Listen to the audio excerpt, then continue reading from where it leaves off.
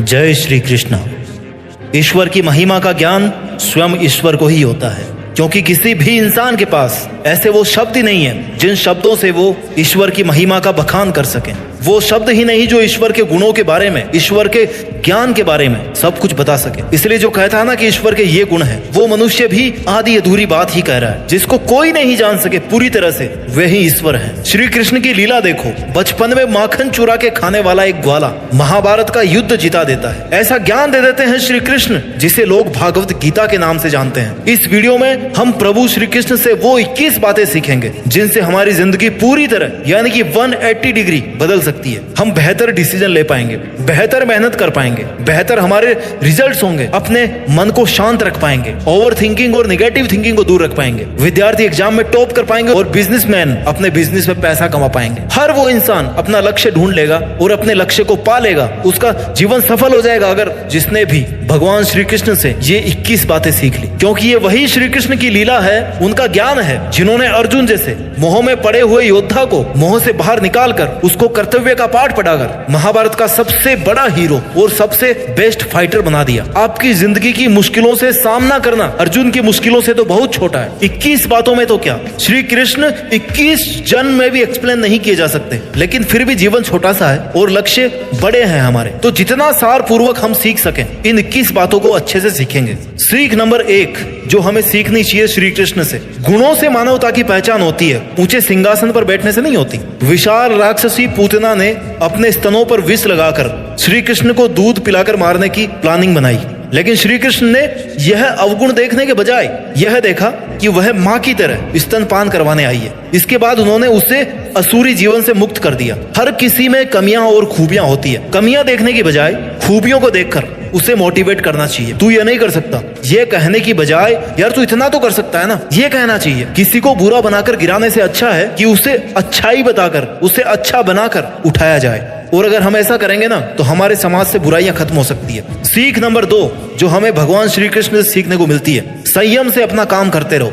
Have patience and do your work because work is worship and it leads by patience. जिस मनुष्य के पास सब्र की ताकत है ना, उस मनुष्य की ताकत का कोई मुकाबला नहीं कर सकता। भगवान विष्णु ने श्री कृष्ण के रूप में अवतार लिया था। उस समय कंस का आतंक था, श्री कृष्ण ने कंस का वध कर दिया। इसके बाद पांडवों और कौरवों के बीच हुए युद्ध में पांडवों का मार्गदर्शन भी किया, अर्जुन को गीता का उपदेश दिया, कर्म का महत्व समझाया। श्री कृष्ण के जीवन से हमें कर्म करते रहने की सीख लेना चाहिए, चाहे कैसी भी परिस्थिति आए। जब तक आप जीवित है ना, हर परिस्थिति का सामना करना और उसके अनुसार काम करना, ये आपको आना चाहिए। आपका कर्म ही आपको सही रास्ते पर ला सकता है। हाथ पर हाथ धरे बैठने से आपको मंजिल नहीं मिलने वाली। श्री कृष्ण ने गीता में कहा है कि मैं किसी का भाग्य नहीं बनाता, हर कोई अपना भाग्य खुद ही बनाता है। आज आप जो कर्म कर रहे हो ना, उसका फल कल आपको प्राप्त होगा। और आज जो आपके पास है वो आपके पहले किए गए कर्मों का फल ही है। अगर मंजिल तक पहुंचने में वक्त भी लग जाए ना, तो धैर्य कभी नहीं छोड़ना चाहिए। अपनी कैपेसिटी के हिसाब से प्रयास जरूर करने चाहिए। आपका धैर्य आपकी मेहनत के डिटर्मिनेशन को डिसाइड करता है। सीख नंबर 3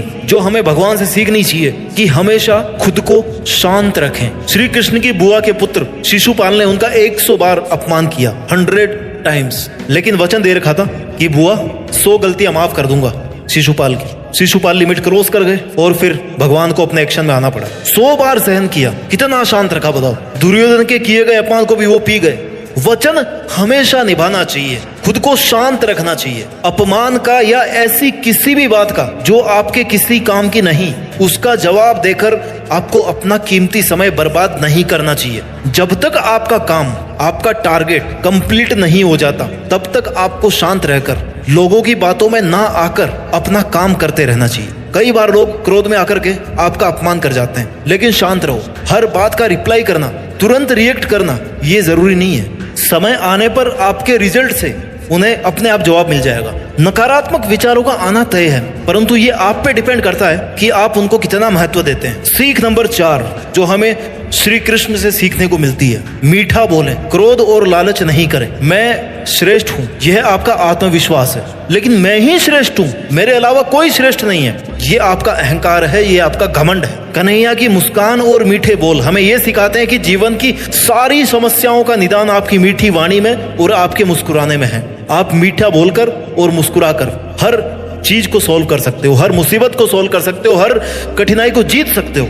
हंसते हंसते इजी वे में उसी काम को करोगे ना तो उसकी एफिशिएंसी ज्यादा होगी, आपको मजा आएगा, गुस्सा और स्ट्रेस आप कम करोगे। मीठा बोल करके ना आप दुश्मन को भी अपना बना सकते हो। क्रोध से निर्णय पर बादल छा जाते हैं, जिससे आपकी मेमोरी डिस्टर्ब होती है। मेमोरी डिस्टर्ब होती है क्या होगा? आपकी बुद्धि नष्ट हो जाएगी, भागवत गीता में लिखा है। और जब आपकी बुद्धि नष्ट हो जाएगी ना तो मतलब इंसान ही खत्म है, फिर इंसान की इंटेलिजेंस खत्म हो जाएगी, सोचने की पावर कम हो जाएगी। क्रोध आपका कंसंट्रेशन कम करता है, ये दूसरों से ज्यादा खुद का नुकसान करता है। गुस्से में लिया गया फैसला आपका गलत हो सकता है। यदि आप जो चाहो और वो आपको मिल जाए तो इस बात का आपको कभी घमंड या लालच नहीं करना चाहिए। सीख नंबर 5 जो हमें भगवान श्री कृष्ण से सीखने को मिलती है कि सभी को उचित न्याय मिलना चाहिए। इंसान का आत्म सम्मान रिश्तों से भी बड़ा होता है ना। रिश्तों का नाम देकर गलतियों पर पर्दा नहीं डालना चाहिए। वो मेरा रिश्तेदार है, मैं उसे गलती की सजा नहीं दे सकता, मैं उसके अगेंस्ट नहीं बोल सकता, वो गलत करेगा तो करेगा नहीं।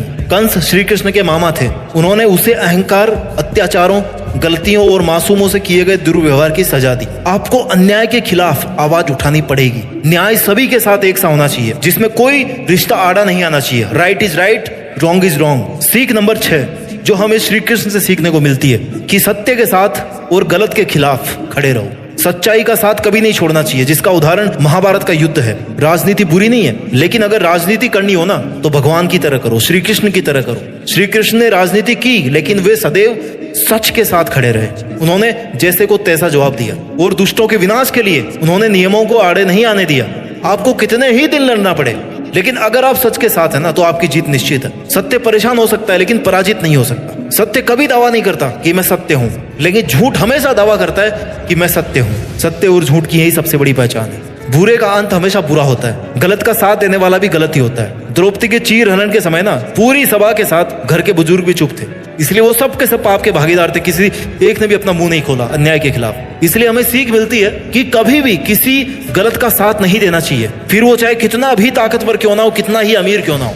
सीख नंबर 7 जो हमें श्री कृष्ण से सीखने को मिलती है कर्तव्य और विनम्रता। अपने कर्तव्यों का पालन करने के लिए श्री कृष्ण गोकुल से मथुरा गए थे। विपत्ति के समय अपनों का साथ देना चाहिए। जैसे श्री कृष्ण ने गोवर्धन पर्वत को उठा करके पूरे गांव की रक्षा करी थी। अपने कर्तव्यों से पीछे नहीं हटना चाहिए। भले ही कृष्ण शानदार द्वारका के राजा और सारी सृष्टि के देवता थे, फिर भी वे विनम्र थे और हमेशा अपने बड़ों के प्रति सम्मान दिखाते थे। चाहे वे उनके माता पिता हो, शिक्षक हो या फिर प्रजा हो, वो उन्हें सुख देने के लिए हमेशा उत्सुक रहते थे। इसी वजह से वह जहां भी जाते थे ना श्री कृष्ण, लोग उनकी मदद के लिए हमेशा तैयार रहते थे। कृष्ण की तरह आपको भी अपने जीवन में विनम्र होना चाहिए। ये आपको ईमानदार लोगों के साथ रियल रिलेशनशिप बनाने में आपकी हेल्प करता है। सीख नंबर 8 जो हमें श्री कृष्ण से सीखने को मिलती है give your best for social service.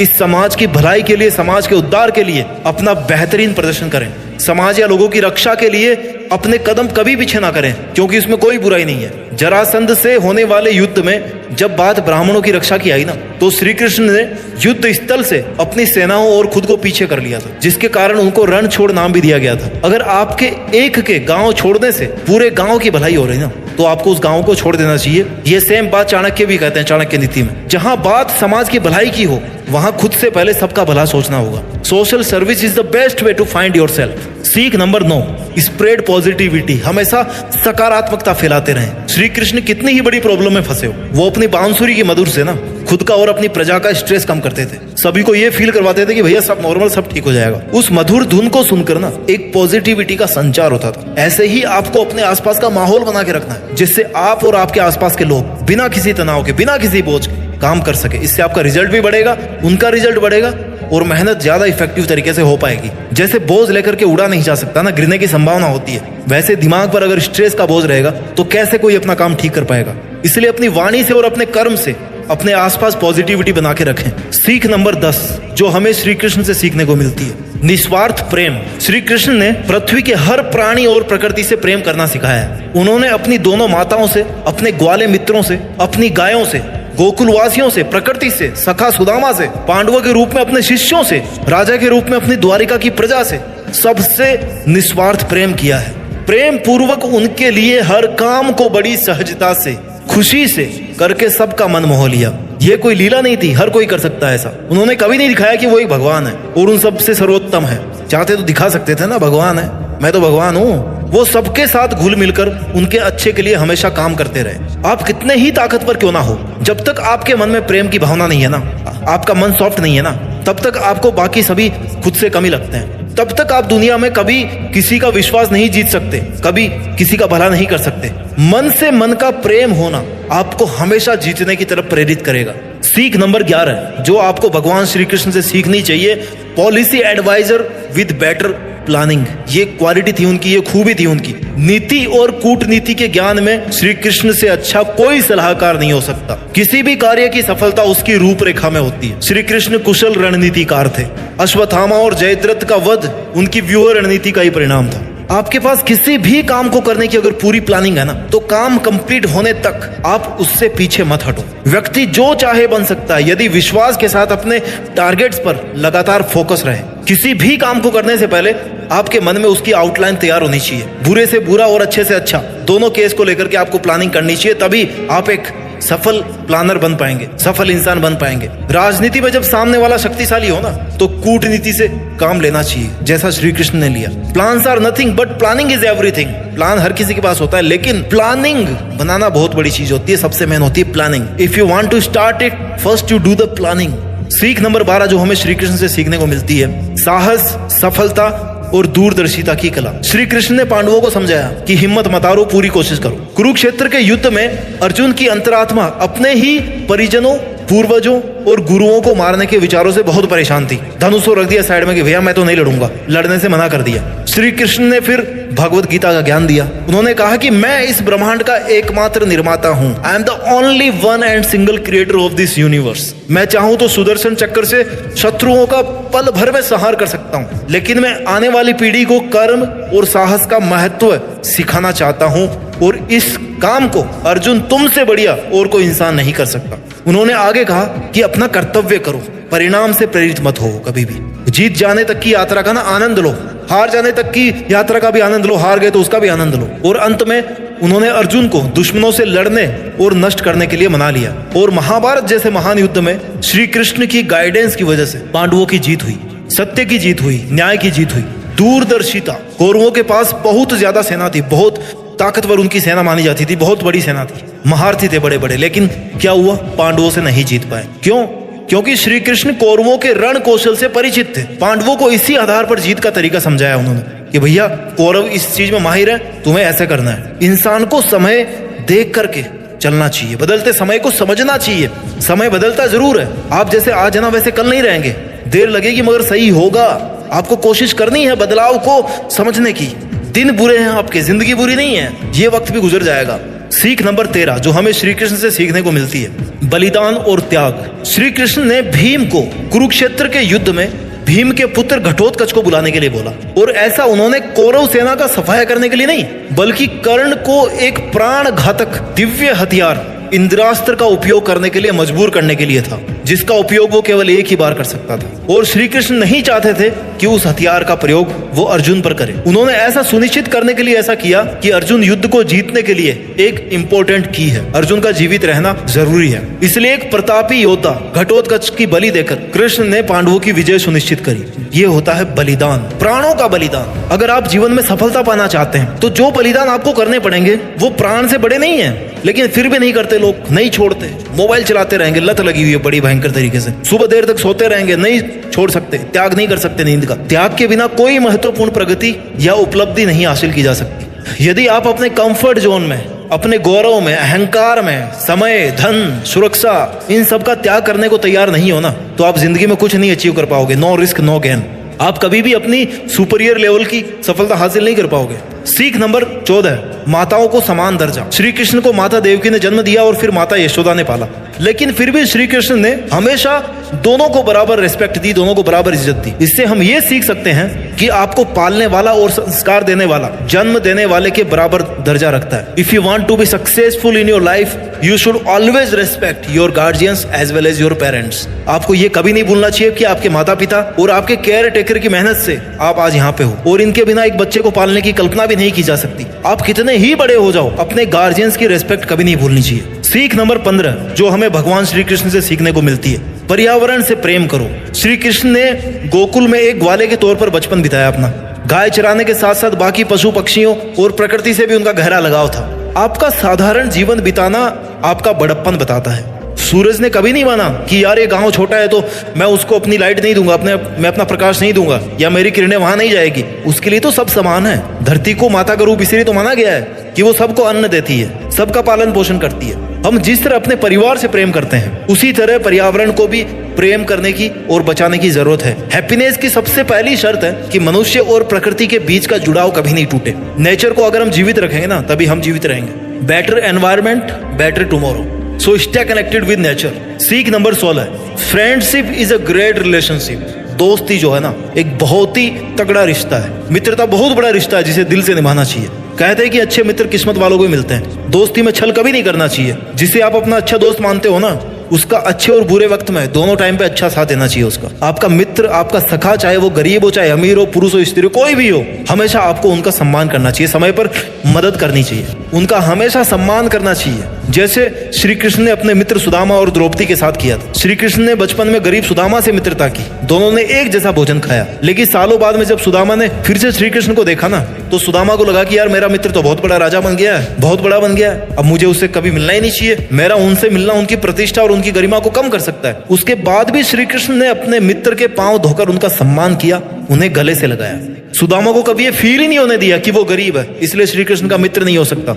हर कोई श्री कृष्ण का मित्र हो सकता है, लेकिन दिल साफ होना चाहिए। मित्रता बहुत बड़ा रिश्ता होता है, दिल से निभाना चाहिए। सीख नंबर 17, निस्वार्थ भाव से गुरु बने। श्री कृष्ण ने एक गुरु की तरह गाइड किया था पांडवों को, जिसकी वजह से श्री कृष्ण की कूटनीति की वजह से पांडव लड़े और जीते। और अर्जुन के सारथी थे श्री कृष्ण, लेकिन जीत का श्रेय उन्होंने पांडवों को दिया।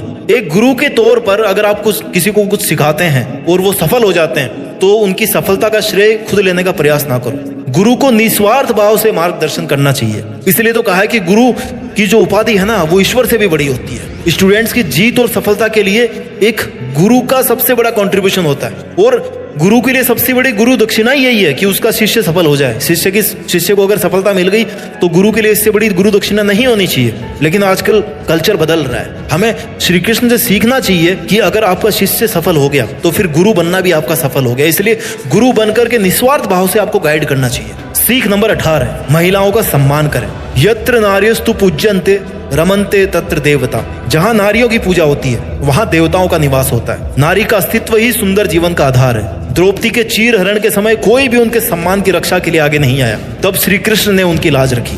चाहे परिचित हो या ना हो, लेकिन एक महिला के तौर पर वो आपकी माता, आपकी बहन, आपकी पत्नी, आपकी बेटी के रूप में है। इसलिए आपको हर रूप में महिलाओं का सम्मान करना चाहिए। कोई भी देश यश के शिखर पर तब तक नहीं पहुंच सकता जब तक वहां की महिलाएं कंधे से कंधा मिलाकर ना चल सके। इसलिए उनका सम्मान सर्वोपरि है।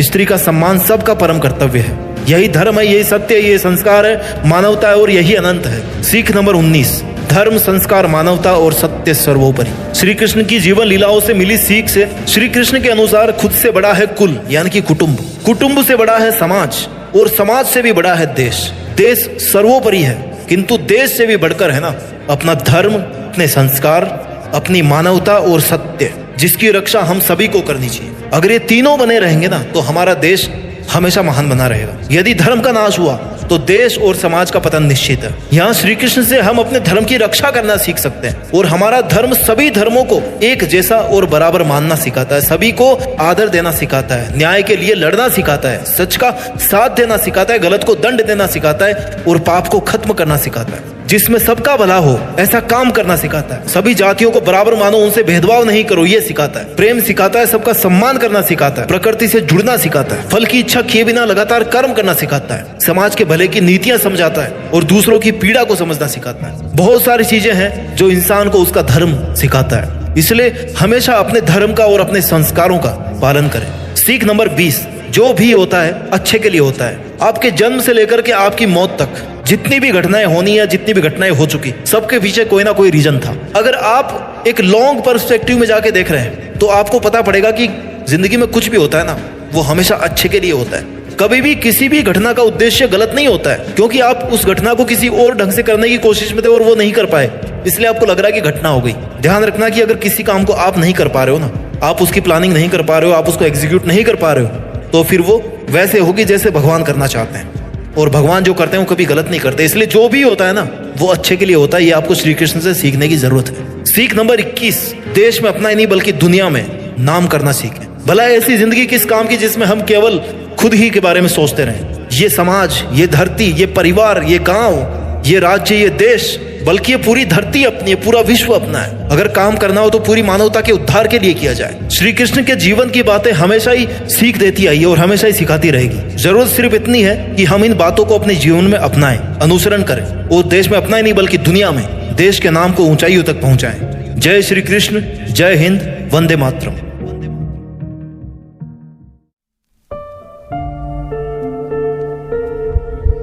जीत फिक्स।